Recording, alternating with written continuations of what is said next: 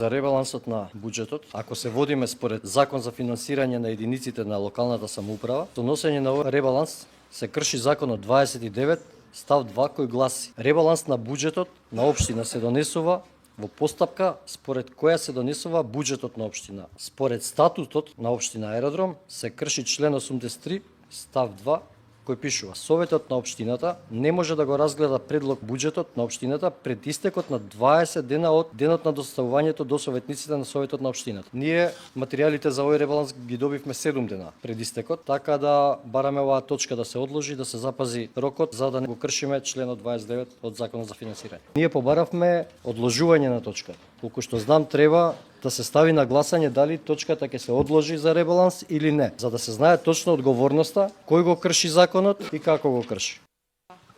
Во ред, предлогот за одложување на точката од страна на советничката група на Левица, на точката за буџет, го ставам на гласање. Кој е за одложување? Нека крене рака. 11 за. Кој е против?